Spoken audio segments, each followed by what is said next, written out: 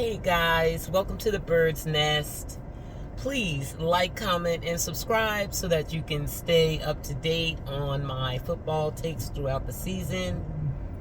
And I guess all things Browns and Shedeur for the rest of the preseason, which there's only really 1 week left. I guess you could say 2. This is my 3rd time trying to make this video, guys. Trying to find the right way to say it. I actually had posted the original video and I took it down because I wasn't sure, like maybe I don't know, I wasn't sure how people would take it. I probably shouldn't do that. I should stay true. In a quarter mile, keep left to stay on Roosevelt Boulevard. I should stay true to myself, and maybe I will going forward, but I had to say it right, and I needed more information, and I got more information. So, we have been hearing, let me start with, the Browns put out a documentary, the first part, apparently it's going to be a series, on the quarterback battle. And Stefanski had glowing things to say about Dylan. I keep hearing it more and more. I've heard it over and over again. I even heard it last season. A player getting benched over this. The meeting room is important to the NFL. Keep left to stay on Roosevelt Boulevard. And I think that the NFL is stuck in their ways. Continue on Roosevelt Boulevard for 3/4 of a mile. So the way that however the meeting room is conducted and the whiteboard and all that is the same way, I guess. Maybe even across the board, across the whole NFL, they do things the same way, and it works for everyone. And if it doesn't work for you, you probably just don't have success in the league. The way that they do it doesn't work for Shedeur. Okay, so we keep hearing, we've been hearing since preseason that Shedeur struggles at the whiteboard, or in the case of the Giants, refuse to even attempt it. Well, the Browns, it wasn't the offensive coordinator. In a quarter mile, keep left to continue on East Roosevelt Boulevard. I can't remember his name. I can't remember his name. I don't want to say the wrong thing. But they had Stefanski, the offensive coordinator, and this one other guy commenting on the quarterback battle. Maybe it was a quarterback coach. Keep left to continue on East Roosevelt Boulevard. But he said what they do with Shedeur is they take the meeting room out to the field. Continue on East Roosevelt Boulevard for 1 mile. Because the way that Shedeur processes the information is those X's and O's on that whiteboard don't speak to him. I don't know. It seems like he doesn't process that. And so they take him out to the field and have the meeting there so that he can do it instead of talking about it or writing it or whatever it is that they normally do. I have no idea. Now, Mary Kay has been like alluding to that all along and saying how Dylan picks it up faster than Shedeur, and apparently that is so important to them that they don't even care how he performs on the field.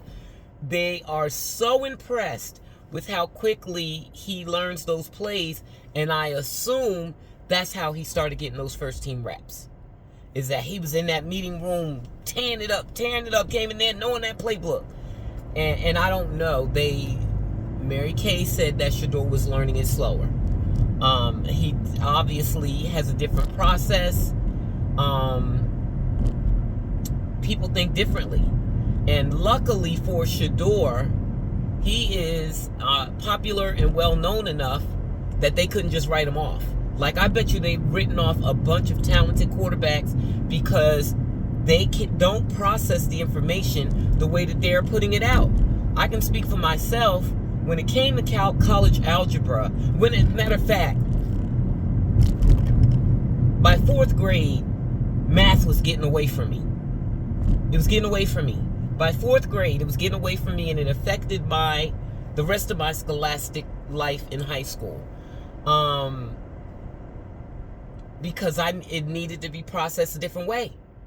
And so when I got to college, I was like, okay, I got to figure out this math thing. Like, I can't not take math. I got to do it. And so what worked for me, and I tried so many things, guys, but what worked for me was studying in a group. In a group, it gave me a better chance that someone would say it in the way that I could process it. And I wound up getting a B+, honey.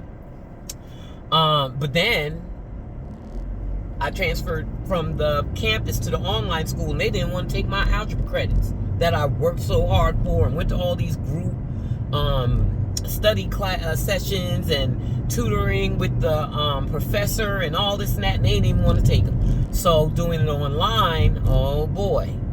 I went. In 1,000 feet, use the left 2 lanes to turn left toward Whitaker Avenue. I got a tutor, but it didn't work.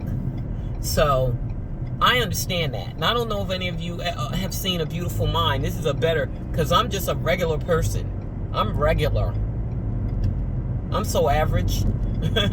But if you use the left 2 lanes to turn left toward Whitaker Avenue. Some of you guys may be a lot younger than me.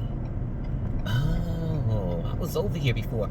A lot younger than me, so maybe you never heard of A Beautiful Mind. But A Beautiful Mind is a movie. Continue for 1.5 miles. That came out in 2001 about a mathematician who was also a Nobel Prize winner who is schizophrenic. His schizophrenia came out. I can't remember if he was still in Princeton at the time, but it came out as a young adult. And initially, of course, he was institutionalized and medication and all these things. But because he was so brilliant, there came a point when he said, I don't want to take medication. Let me have my wild thoughts and hallucinations and everything that comes with schizophrenia. Because of his brilliance, he was allowed to do that and keep a job, a high-paying job, and win a Nobel Prize as a schizophrenic, not on medication. In the movie, they said he did get on medication, but the only reason they did that is because they didn't want to discourage schizophrenics from taking their medication. But he didn't take it. He didn't take it. And he had a life. And the college that he worked at, the faculty, staff, and students were understanding of what they called his eccentricities. That is hopefully the benefit that Shedeur will get. All of those teams tried to do away with him. But because of his bigness, he has power. He draws ratings, clicks, money. You know, guys, I keep telling y'all this. Y'all know. You see me with the gosh darn jersey. So that gives him the opportunity to be drafted at least in the 5th round. All this because he processes information differently. And they don't want to be bothered with that. They'd rather throw that natural talent away than be bothered with teaching him in the way that he can process it. So the Browns are doing it, taking the meeting out to the field. That's, apparently different for them. But I assume Stefanski is just not impressed by it. Stefanski, they say that, and I don't know how true this is, but I did read that they say they teach Shedeur basic plays. But then I also read, now this was before I even heard that, they said Stefanski likes complex plays. I don't have the expertise to even know what the difference is between those. Hey, I watched Jackson Dart And Jackson Dart just kept throwing short throw, short throw, short throw. Is that a complex play? And then eventually he got one deep throw. And it was a touchdown. But what is a complex play? No. They were saying in these preseason games, those are basic plays. Okay. So maybe I need to go look on YouTube at a regular season game and try to understand what is a complex play. But they said that's what Stefanski likes to do. And so, to me, they need to find out a way to process that for Shedeur. If he processes things differently, that doesn't make him slow. None of that. It's just different. I'm not slow. Just because math you got to give it to me exactly right. And I can never get tutoring from a professor who knows it like the back of his hand. It has to come from another student for me. So I hope that Stefanski will get to the point where he can at least, like, whatever Dylan is doing in that meeting room, and I wish Dylan the best. I'm not a fan of small quarterbacks. My own team has one, and I wish he would go.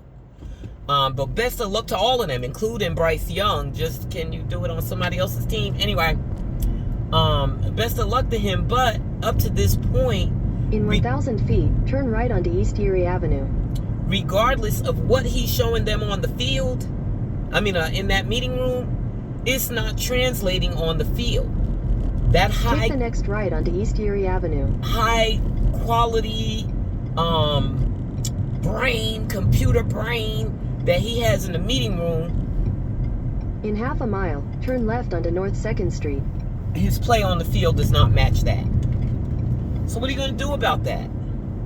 And what are you going to do about Shedeur? Are you ever going to embrace him? That's Stefanski. Are you ever going to embrace him? Y'all ever notice how touchy-feely Shedeur is with everybody, including Tony Grossi?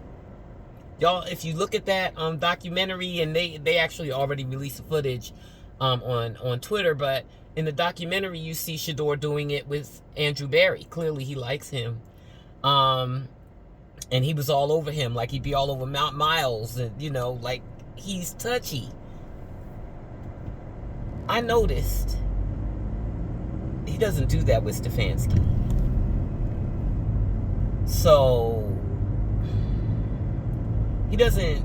I don't know. I don't know these people. I'm just assuming, okay? This is my little take. Take it with a grain of salt, because I don't know Shedeur. But it seems to me like there's a divide with him and Stefanski. And I hope that they can bridge that divide, because Stefanski's the coach. And he's probably not going anywhere. So I hope that they can bridge that divide, and they can devise a way to teach Shedeur these complex plays. Did Colorado have? They said Colorado had basic plays too. That's what they said. I don't know. And why do you need complex plays if basic plays work? Like, what's the difference? So at the light, turn left onto North 2nd Street. I think I am looking at a house on this street. What am I doing? Oh, okay. I need to look and see if I can see that house. Anyway, I'm house hunting this weekend. That's why I'm in Philly. I did not come to Philly to go to the game, but since I was going to be here, I bought a ticket to the game before Shedeur got injured, and but still on the same day. I had seen him throwing the ball in practice that morning, and I bought the ticket, and then they said he was injured, and I couldn't sell a ticket, and the ticket's price dropped. So I bought it at the high price, the Shedeur's playing price, and the ticket price dropped after it was announced that he wasn't playing. But I also tried to upgrade my ticket so that I could have that good access. I don't know if it was going to be field access. I was going to ask them about that, but they told me it was sold out. I'm so happy it was sold out. Otherwise, I might have bought it if it came with field access, like the one in Carolina. And then if Shedeur had gotten injured, I'd have been severely traumatized. As it is, I'm going to go to the game and watch Dylan play and see what he has, and see if what he does in the meeting room that is so impressive transfers to the field. It hasn't in practice, and Stefanski made excuses for that. So clearly Dylan is his guy. I mean, that's clear. You already see that. He gets all the Continue on reps. North 2nd Street for 1.5 miles. He gets the first team reps. They are so impressed by him in the meeting room. And teams were so not impressed by Shedeur at the whiteboard that they didn't even take him despite his talent. They didn't want to get out of their comfort zone. Think outside of the box on how do we develop this player who has all this natural ability, but he obviously processes things differently. He clearly can learn plays because he's been playing football his whole life, and he's been a quarterback, and he's been calling plays or running plays, or both. So none of them wanted to invest in him except apparently Andrew Berry. But Stefanski is still resistant. So I'm happy to be going to the game today so we can see what Dylan has. The Browns done made a big deal about his hamstring. Despite the fact that he hasn't missed any practice, he continues to take reps with the ones, 11 on 11 reps. I don't like to think about conspiracies, but it just seems like Stefanski is making excuses for him in advance, including not even announcing his participation in the game until the very last minute. That's why I'm on the road now. They done finally announced that he was playing, because if he wasn't playing, I'd have taken a total loss on the ticket. I was not going to go see Huntley play. I wasn't doing that. So at least I get to see Dylan play. And, you know, I hope he balls out. I hope it works out for Stefanski. But if it doesn't, I don't want to hear about no hamstring. I really don't. I believe that the Shedeur needs to move up the depth chart, and you need to do whatever it takes to develop him. If it takes other quarterbacks talking to him about those X's and O's, did you all ever get to the bottom of it? Was he ever even taught the X's and O's, or was it always on the field for him, and that's why he never warmed up to it? Like, figure it out. You got to figure it out, because the boy has too much talent for y'all to just throw it away. Okay, if the house is on this street, that's not. I'm gonna find that house. I don't care how nice it looks. One thing about Philly, they'll remodel a house and it'll be drop dead gorgeous, and you'll desperately want it. And then you get to the neighborhood, and the neighborhood is unacceptable. There's a house on this street that the realtor wants me to look at, and no, unacceptable. I found another house anyway. It's got a rooftop and all this. I think I want that one. Anyway, I'm looking at houses tomorrow. So I will, I'm going to head on over to the game, see how Dylan does. And maybe I'll record a video afterwards. Maybe it'll be tomorrow. I like to think about things before I record them, because when I just jump out there and record it, a lot of times I say the wrong thing, or I don't like the way I said it, or I could have did it better. So I like to think about it first. Just like this thing. I've been thinking about this, and this is my third day. This is my third video on this topic, because I know people may not be receptive to it. But guys, if everybody keeps saying it, it's got to be some truth to it. Everyone keeps saying it. And even in that quarterback documentary, they told of the special things that they do to make the meeting work for Shedeur. That doesn't mean there's anything wrong with Shedeur. He just processes information differently. That's it. So, we'll see how it goes today.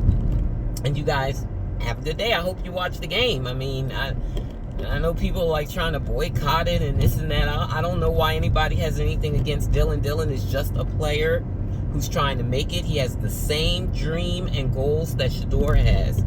There's nothing wrong with that. Like, he shouldn't have to bow out so that Shedeur can have his dream. The guy that deserves the job is going to get the job. So let's see what happens. And don't forget, guys, Like, comment, and subscribe to the Bird's Nest so you can hang out with your girl, Aunt Bird. I'll holla. Bye.